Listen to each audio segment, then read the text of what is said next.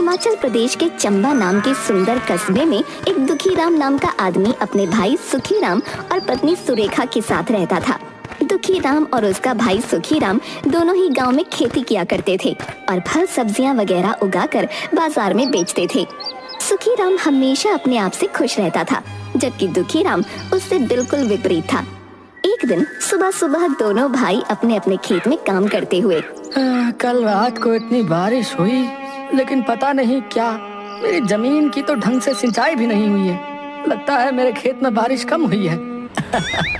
अरे भाई, भला मैंने कौन से यहाँ पर स्पेशल बादल अपने खेतों पर बरसाए हैं? बारिश तो सब जगह बराबर ही हुई है। रहने दो, तुम देख नहीं रहे हो है? मुझे फावड़ा चलाने में भी आफत हो रही है। कितनी सख्त है मेरी जमीन, और खुद देखो आधा खेत खोद दिया तुमने।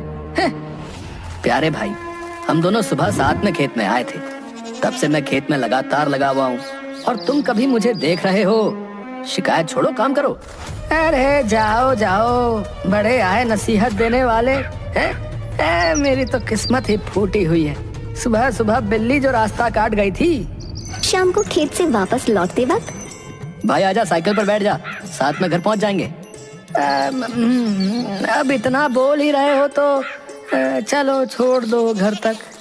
सुखीराम और दुखीराम दोनों एक साथ खेतों के बीचों बीच से साइकिल पर घर की तरफ आ रहे होते हैं।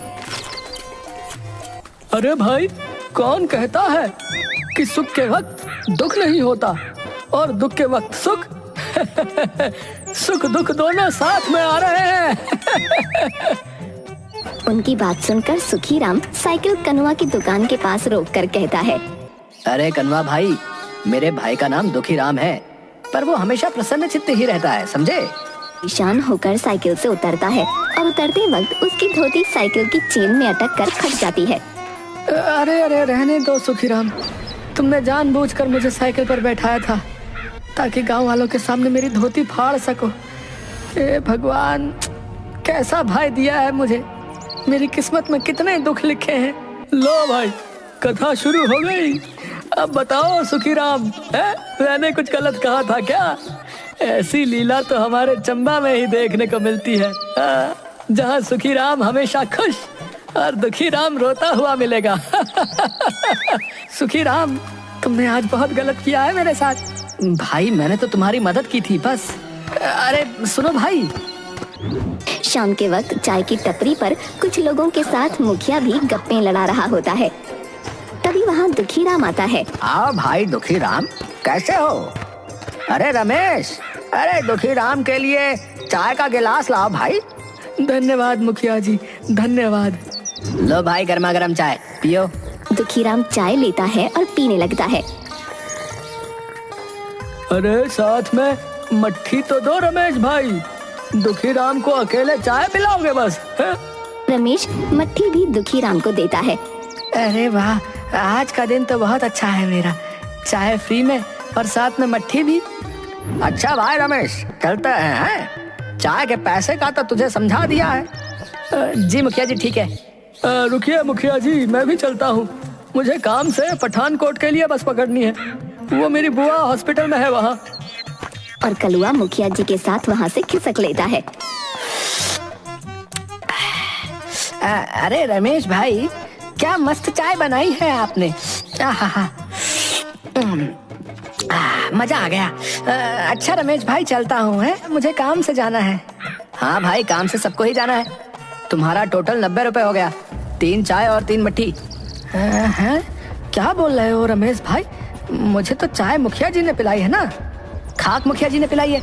उन्होंने कहा था कि आज की चाय मट्ठी दुखीराम की तरफ से है, और जब वो गए तब बता कर गए कि चाय का हिसाब मैं तुमसे कर लूं। अरे ये बुढ़ऊ मेरा उल्लू बना गया।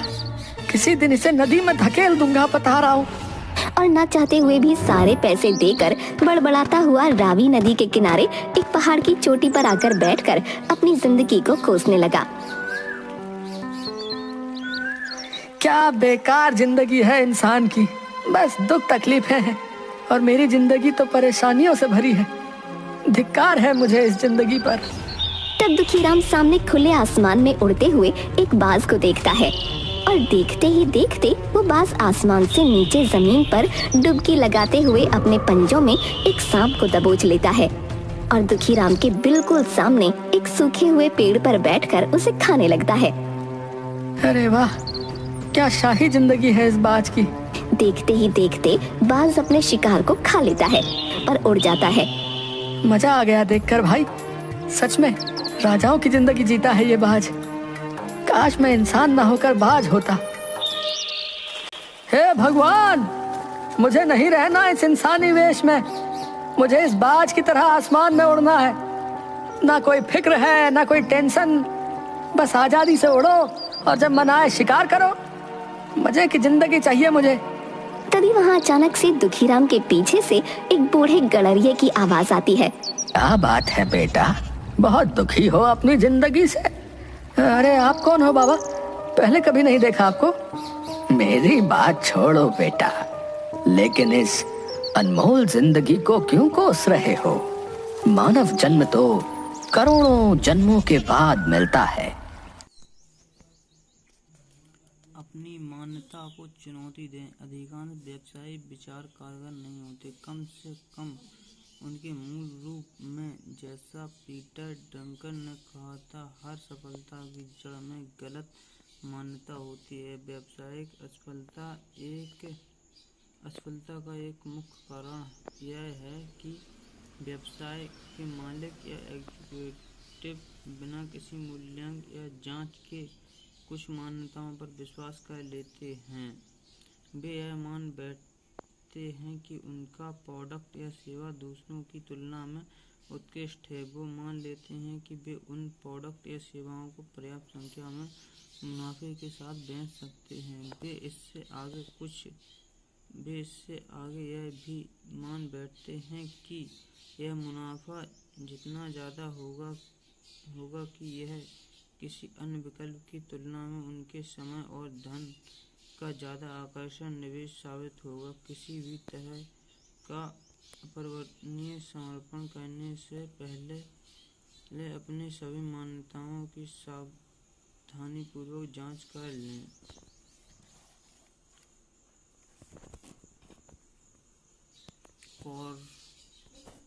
कॉफमैन फाउंडेशन ऑन एंटरप्रेन्योरशिप के अनुसार अमेरिका के 95% उद्यमों और छोटे व्यवसायों के मालिकों की वार्षिक आमदनी $50,000 से भी कम होती है। ऐसा क्यों है? इसलिए नहीं क्योंकि उनमें ज़्यादा कमाने की योग्यता, ऊर्जा या बुद्धि नहीं है।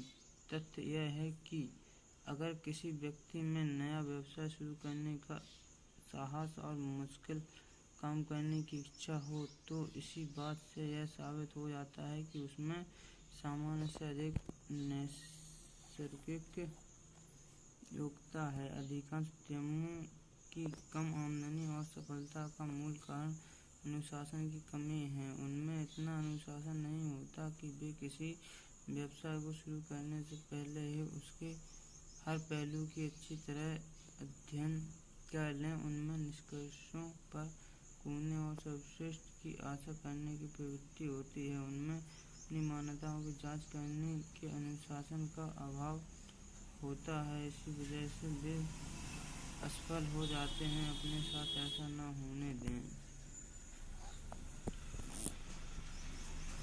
अपने आदर्श ग्राहकों को पहचानें।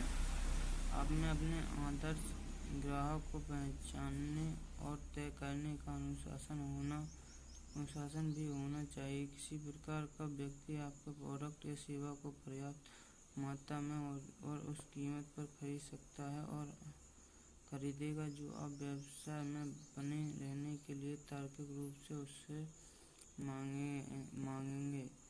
आप में यह अनुशासन भी होना चाहिए कि आप पिछली गलतियों से सबक सीखें और लगन से काम करते रहें। आप में ऐसा मार्केटिंग प्लान बनाने का अनुशासन होना चाहिए जो आपके व्यवसाय को पर्याप्त नई संभावना निरंतर प्रदान करे। अपना प्रोडक्ट या सेवा सफलतापूर्वक बेचने के लिए आपको अपने प्रतिस्पर्धी लाभ और अपने अनूठे बिक्री प्रस्ताव को स्पष्ट करना होगा। आपके प्रोडक्ट या सेवा में ऐसा क्या है जो इसे बाजार में बिकने वाले ऐसे ही किसी दूसरे प्रोडक्ट या सेवा से श्रेष्ठ और ज़्यादा मूल्यवान बनाता है।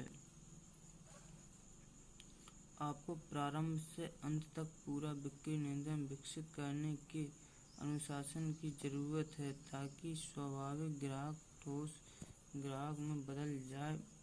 बड़ी हैरानी की बात यह है कि बहुत सी कंपनियां तो यह सोचकर चलती हैं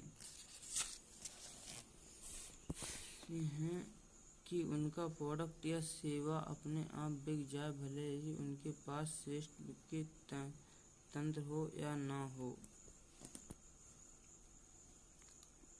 अपनी सही लागत जान लें।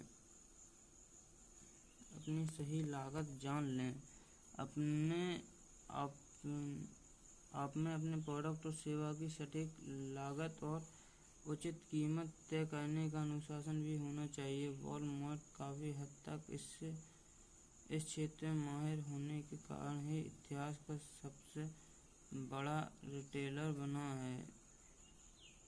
यह आश्चर्यजनक है कि बहुत सी कंपनियां नुकसान पर प्रोडक्ट और सेवा केवल इसलिए बेच रही हैं क्योंकि उन्होंने कभी भी सटीकता से उस प्रोडक्ट या सेवा को बाजार में उतारने की पूरी